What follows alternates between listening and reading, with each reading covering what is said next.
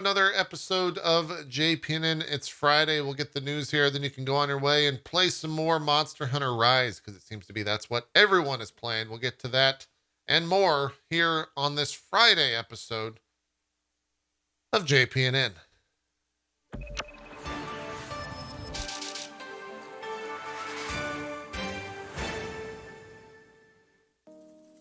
We're going to start with a little bit of news about Niantic. We talked about them the other day as they were partnering with the NBA for a brand new mobile game that they're working on. Well, right after that, a little bit later in the day on Wednesday, gaming company Niantic Inc., which has struggled to find another big hit following its 2016 game Pokemon Go, canceled 4 projects and will cut about 85 to 90 jobs. In an email to staff reviewed by Bloomberg, Niantic Chief Executive Officer John Hanke, I think is how you pronounce that, wrote that the company was facing a time of economic turmoil and had already been, quote, reducing costs in a variety of areas. But Hanke said Niantic needs to, quote, further streamline our operations in order to best position the company to weather any economic storms that may lie ahead. The canceled projects include Heavy Metal, a Transformers game that Niantic announced last year, and Hamlet, a collaboration between Niantic and Punchdrunk, the theatrical company behind the popular interactive play Sleep No More. Oh, interesting. The other 2 projects were called Blue Sky and Snowball. Also on the topic of layoffs, Unity Software Inc. has also laid off about 4% of its workforce. Unity had 5,864 employees as of March 31st. Holy shit. According to a regulatory filing, suggesting that more than 225 jobs may have been eliminated. Good luck to all in finding a future job. I'm sure the Twitter space is already out there supporting those people, as they tend to do whenever layoffs like that occur. Hope everything works out. Spain is set to become the first European country to have a law regulating the use of so-called loot boxes in video games, aiming to avoid, quote, thoughtless, compulsive, or even pathological, end quote, consumer behavior. Wow. Consumer Minister Alberto Garzon said that the government will in a few weeks regulate gaming features that offer prizes with an economic value in a real or virtual market and that can be resold or exchanged, including using NFTs or cryptocurrencies. Loot boxes have introduced similar features to those of traditional gambling, including the randomness of prizes that have a quantifiable value and a cost to activate the mechanism. In a statement, Garzon said that the law would allow gamers to have fun while preserving their health and, in particular, that of the most vulnerable, though he didn't give details of exactly what the regulation would entail. I'm very curious to know what that is, actually. And also if other countries are going to see this law go into effect and emulate it. Could be a big deal. We'll keep an eye on that as that story progresses. Atlus has published its financial results for the company's 9th fiscal term under Sega ownership, which ended, of course, on March 31st, 2022. The sales of games released from April 1st, 2021 to March 31st, 2022 exceeded Atlus's sales expectations. One of them being Shin Megami Tensei 3 Nocturne HD Remaster, which sold 600,000 copies worldwide, which also includes digital copies. Shin Megami Tensei 5 achieved 1 million copies sold worldwide. Persona 4 Golden for the PC, which was released in June 2020, achieved 1 million copies sold as of July 2021. That's incredible.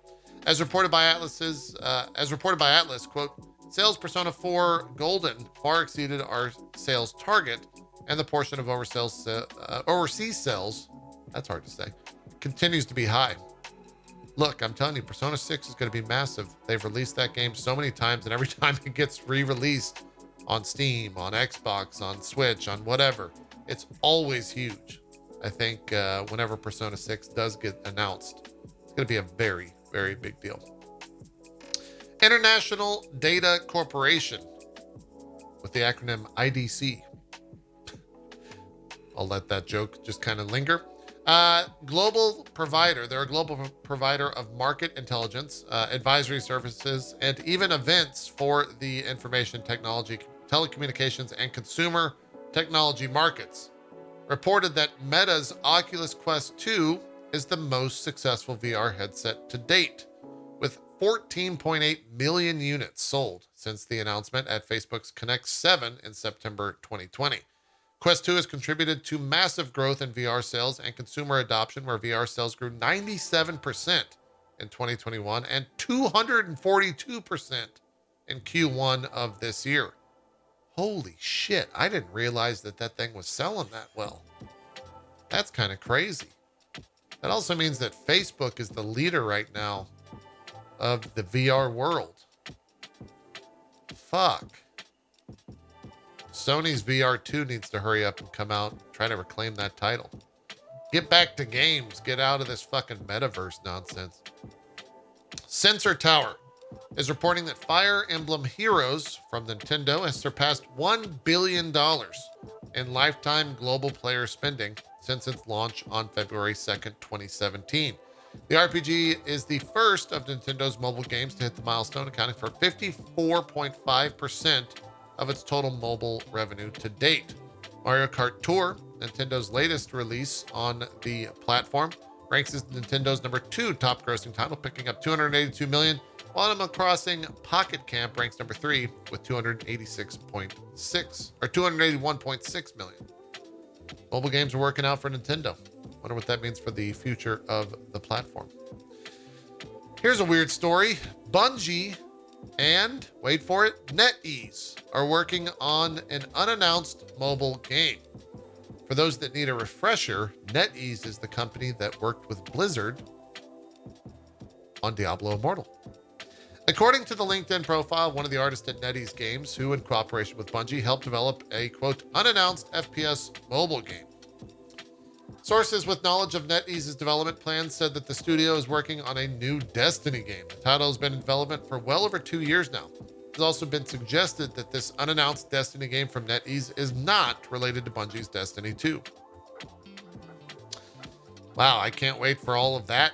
I mean, it might already be crazy right now on Twitter. I haven't looked for it, but that seems like a match made in hell. Can't wait to see how that one's going. Stadia, remember that? They're headed to Mexico. As announced during Google for Mexico keynote, the game streaming service is coming to the country. Mexico will become the 23rd territory where Stadia is available. They're also one of the streaming platforms that's available as part of the Samsung Gaming Hub that is rolling out on Samsung 2022 smart TVs and smart displays. Stadia continues to try and survive. Will they? Probably not. We'll see. It's a matter of time. Yesterday was supposed to be the day for a God of War Ragnarok showcase. It's been delayed. Jason Schreier took to the Reset Era forums and stated, quote, after talking with more folks yesterday, I can definitively say that there was a release date / pre-order announcement planned for yesterday. It was bumped at some point last week. I don't know why. Apparently the speculation is because of Roe v. Wade. What?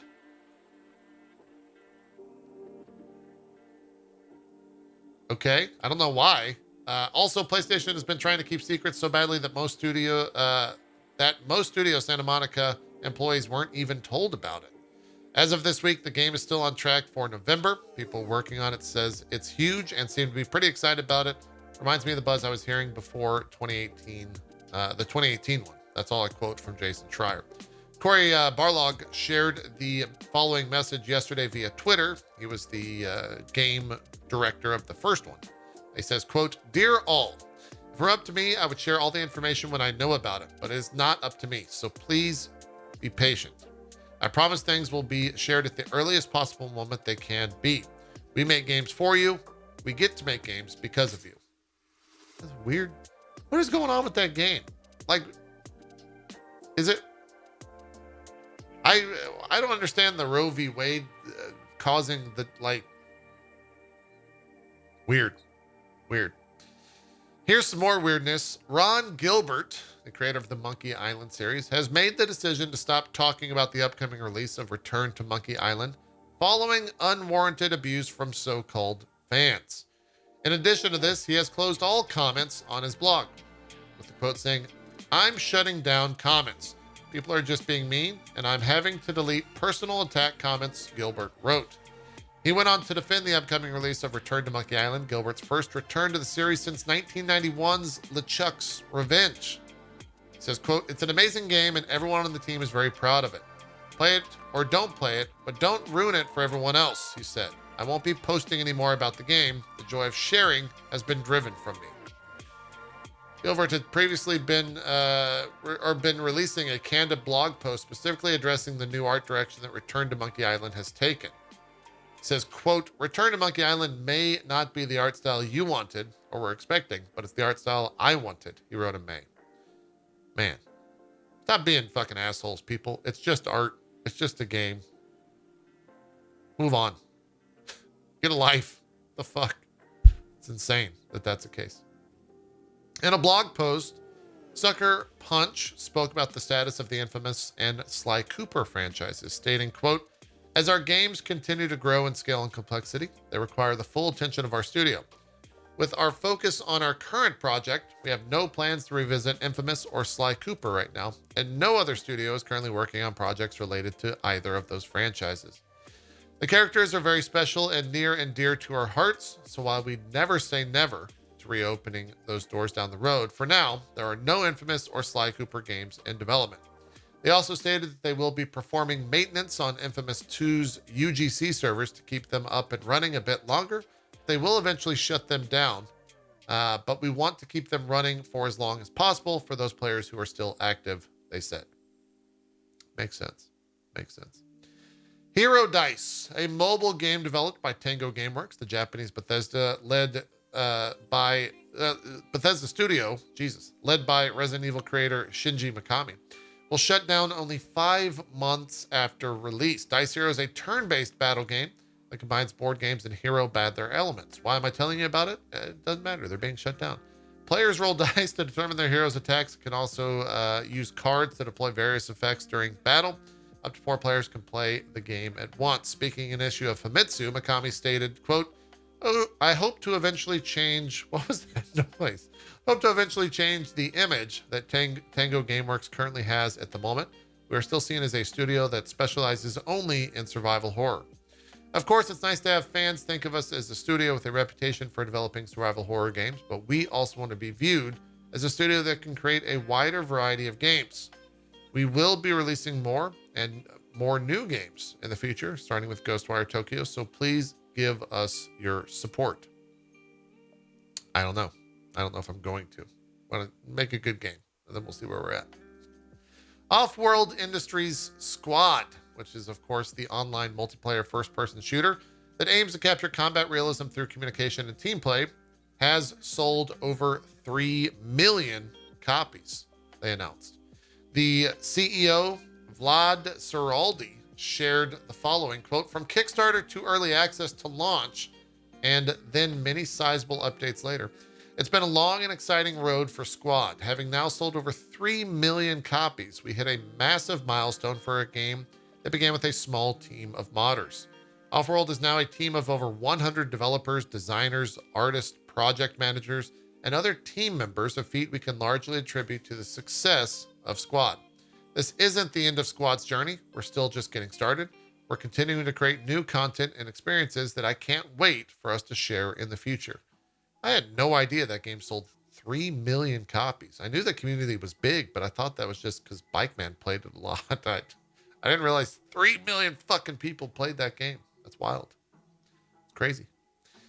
Phantasy Star Online 2 and Phantasy Star Online 2 New Genesis are coming to the PS4 on August 31st. And an email press release confirms the cross-platform play between PS4, Xbox One, and PC. Great. Cool. Monster Hunter Rise Sunbreak launched this week, and it boosted the concurrent player count on Steam to peak as of yesterday at 194,000. As of recording, as I look over here at the Steam charts, it's at 208,863. We got a 3-day weekend coming up for both the US and Canada. I bet you that number is going to be even bested over the next 24 hours. The previous peak was at 60,000 concurrent players. So Capcom can do no wrong. They're crushing it. They're crushing it. Sabotage Studio has delayed the Chrono Trigger-like Sea of Stars to 2023 and shared the following message. A word from the team. As we are closing in on a very big milestone, the road to launch becomes clear, and we find ourselves here with a large body of text and our logos at the bottom. Keeping in mind our two main priorities, quality of life for our team and quality of the finished game, we can now confirm that Sea of Stars will be released in 2023. We understand waiting is a big ask, and we want to sincerely thank our community for the overwhelming support and positive vibes. In the meantime, we are looking at options to get a playable slice out to everyone this year. All the love, Sabo Team. Cool. That game popped up on my radar again because of this announcement. Definitely go check out the trailer if you're all curious. It won me over. Real quick note, RimWorld is coming to consoles on the 29th of July. If you have not grabbed that yet, definitely check it out on consoles and then grab the PC version because I probably would be better. I'd be surprised if it wasn't. Steam China will be hosting a game showcase coming up on July 14th. It'll be broadcasted over Chinese and overseas platforms via YouTube and Twitch. It'll feature 80 plus games with a large focus on Chinese devs and publishers. Might even get to see more on that Black Myth Wukong game, as well as whatever the other 80 games are. That could be really exciting to see what comes out of there. We'll probably try to cover that. I don't think they're going to have an English stream, but probably a lot of trailers if they're going to show 80 different games. We'll have more news on that in the middle of July. Another game that came out this week, Cuphead, The Delicious Last Course, DLC for the popular, I think, 2017 release. We have some reviews for it. Destructoid gave it a 9 out of 10. Easy Allies, an 8.5 out of 10. Game Informer, an 8.8. GameSpot, an 9 out of 10. And IGN as well, a 9 out of 10. With 2020, Jesus Christ, with 22. Anytime I see 22, now I just say 2022. With 22 critics, OpenCritic is sitting in an 87, and with 29 critics, Metacritic is in an 88. Seems to be another win if you enjoyed Cuphead. I'm going to be checking out later after we record this. Gene Forge 1, Mutagen, Hood, Outlaw and Legends, Eratus, Lord of the Dead are all free on Epic until July 7th if you're looking for something to play this weekend. A little bit of random news here to close out the rest of the show. This is a little bit of a solemn news, actually. Minecraft content creator Technoblade has passed away at the age of 23 after a long, hard battle with stage 4 cancer. Our condolences go to Technoblade's family and loved ones. If you have the stomach for it, his father released a video, I believe, on Technoblade's YouTube that he recorded after his passing. It's very sad, but if you want more information, I suppose I will throw you to that. But it's a tough watch. You've been warned. In a statement published on Friday, the Fallout London team said that lead technical advisor Ryan Johnson was leaving the project to work at Bethesda as an associate level designer.